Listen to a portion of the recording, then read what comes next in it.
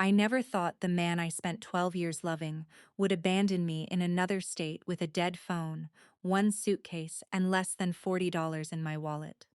But that's exactly what happened.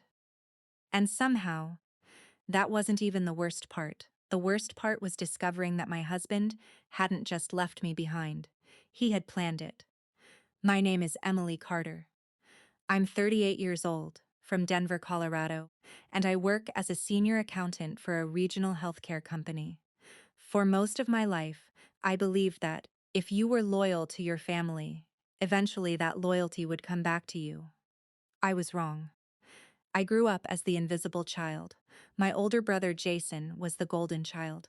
Everything revolved around him. If Jason got a B, my parents celebrated.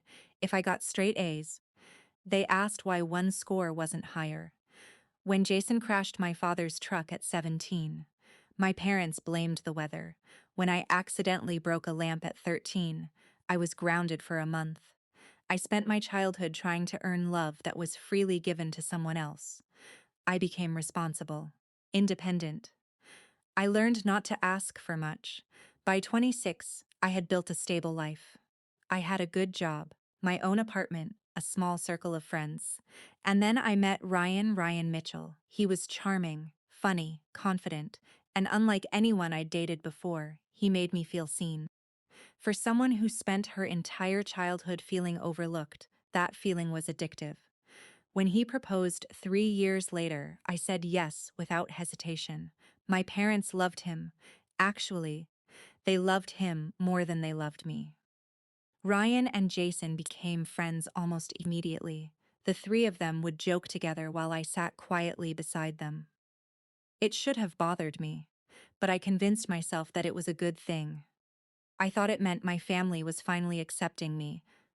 Looking back, I ignored dozens of warning signs. Ryan always controlled the finances. He always had an excuse when money disappeared. He constantly criticized me in subtle ways. Nothing obvious, nothing dramatic, just enough to slowly erode my confidence. He'd say things like, "You're lucky I handle the investments," or, "You worry too much. That's why I make the big decisions." I told myself every marriage had flaws. I told myself love required compromise. Then my grandmother died. She was the only person in my family who ever made me feel truly loved. Grandma Helen never treated me differently than Jason. She remembered birthdays. She attended school events. She called just to ask how I was doing. When she passed away, I was devastated. What happened afterward changed everything. A few weeks after the funeral, her attorney contacted me. Apparently, Grandma had updated her will several years earlier. She left me a substantial inheritance. Not millions, but enough to completely change my life. About $700,000. I was stunned. Then I learned something even more shocking. She had intentionally left very little to my parents and Jason. The attorney explained why. Grandma believed they had spent decades favoring Jason while neglecting me. She wanted to correct that imbalance. For the first time in my life, someone had acknowledged what I'd experienced. I cried in the attorney's office. Not because of the money, because someone finally saw the truth. My parents were furious. Jason was furious. Ryan pretended to support me, at first. Then things started changing. Ryan became obsessed with the inheritance. Every conversation somehow returned to the money. He wanted bigger investments, riskier investments, business opportunities, vacation properties. When I hesitated, he became irritated. One night he said something that stuck with me. That money belongs to both of us. Something about the way he said it made me uncomfortable. Not our future. Not our goals. Just the money. I started noticing other things too. Accretive phone calls, late nights, frequent business trips, emotional distance. But after 12 years together, I trusted him. At least I wanted to. Then came our anniversary trip. 12 years of marriage. Ryan suggested we celebrate in California. A week along the coast. He booked everything himself. Flights, hotels, rental car, restaurants. He seemed unusually enthusiastic. I thought maybe we were finally reconnecting. For the first few days, everything felt normal. We visited wineries, walked along the beach, took pictures together. Then on the fourth day, everything exploded. We were staying in a hotel near Santa Barbara. Ryan said he needed to meet an old college friend for lunch. He left around noon. Hours passed, no call, no text, nothing. Around 6 o'clock, I finally received a message. 3 sentences, that's all. Don't try to contact me. I've fallen in love with someone else. It's over. I remember staring at my phone, reading it again and again, unable to process what I was seeing. I called him immediately. Straight to voicemail, Agen voicemail, Agen voicemail. Then I discovered he had canceled the credit card he managed, the hotel reservation, the rental car, everything. I was stranded, over 1,000 miles from home, alone. My hands were shaking. I sat on the edge of that hotel bed and cried harder than I had cried in years. Not because he left, because I finally understood how little I meant to him. The next morning, things got worse. A woman contacted me through social media. She introduced herself as Melissa Ryan's girlfriend. Not new girlfriend. For almost 2 years. 2 years. While I was planning anniversaries and holidays and family dinners, my husband had been living a second life. Melissa didn't know he was married when they met. She eventually learned the truth. Ryan promised her he was getting divorced. Apparently, my inheritance accelerated his plans. He told her we'd separate after he secured access to the money. My stomach dropped. Access to the money. That was the plan, the entire time. I felt sick, humiliated. Used, I borrowed money from a friend to get home. The flight back to Denver was one of the longest days of my life. When I arrived, another betrayal was waiting. My parents already knew. Jason knew. Everyone knew. Ryan had been discussing the divorce for months. With them. Behind my back. My mother actually said something I'll never forget. Maybe if you'd been a better wife, this wouldn't have happened. I stared at her, completely speechless. My husband abandoned me, cheated on me, used me for money, and somehow I was still the villain.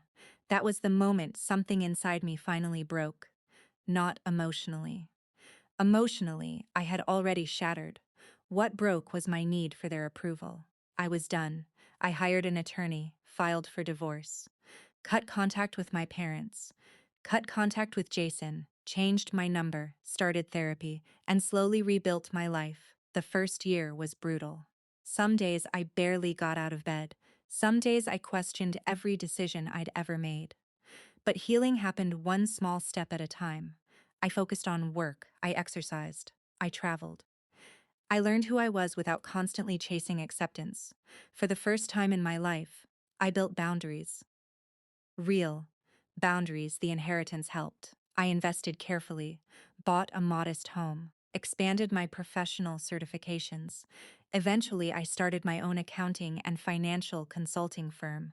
It wasn't easy, but it grew year after year, slowly, steadily.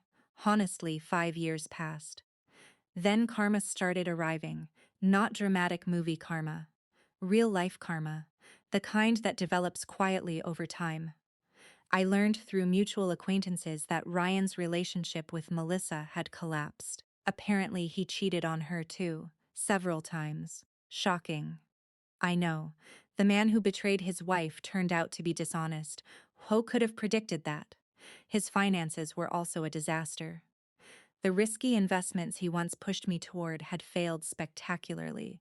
He accumulated debt, lost jobs, burned professional relationships. Meanwhile, my business was thriving. Then one afternoon, I received an unexpected voicemail. My father, the first contact in years. His voice sounded older, weaker. He asked me to call back. I didn't. A week later, my mother called, then Jason.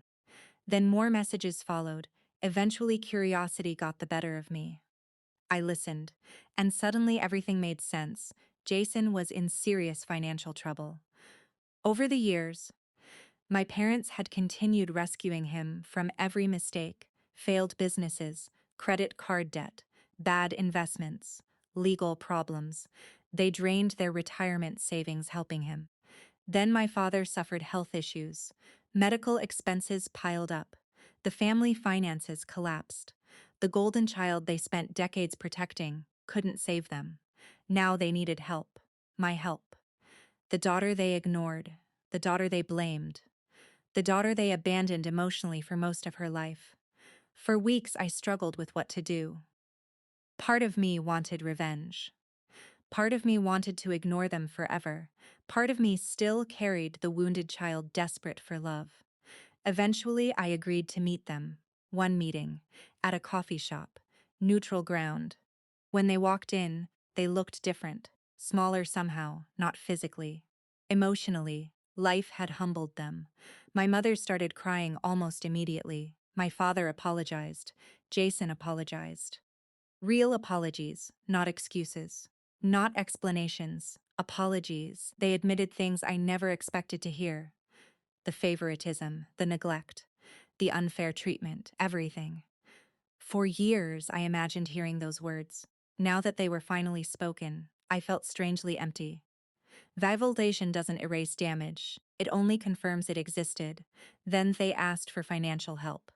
There it was, the real reason. I listened quietly. When they finished, I told them something simple. I forgive you, but I'm not responsible for fixing your choices. Silence. My mother cried harder. Jason stared at the table. My father nodded slowly. I wasn't cruel. I wasn't angry. I simply refused to sacrifice myself again. That chapter of my life was over. A few months later, another surprise arrived. Ryan called. I almost laughed when I heard his voice. He sounded desperate. Apparently, he had heard about my business. He wanted employment, a consulting position. Anything. The man who abandoned me in another state was asking me for a job. I let him speak. For nearly 10 minutes, then I asked one question. Why would I trust you with my company? Silence. Long silence. Finally, he said he had made mistakes. I agreed, then I wished him luck and ended the call. That was it. No dramatic revenge speech. No screaming. No insults. Just consequences. Sometimes that's more powerful. The truth is, the best revenge wasn't watching their lives fall apart. The best revenge was building a life that no longer depended on their approval. For decades, I believed happiness would come when my parents finally loved me equally, when Ryan finally appreciated me, when everyone finally recognized my worth. I was wrong. Happiness arrived when I stopped asking broken people to tell me who I was. Today, I'm 43.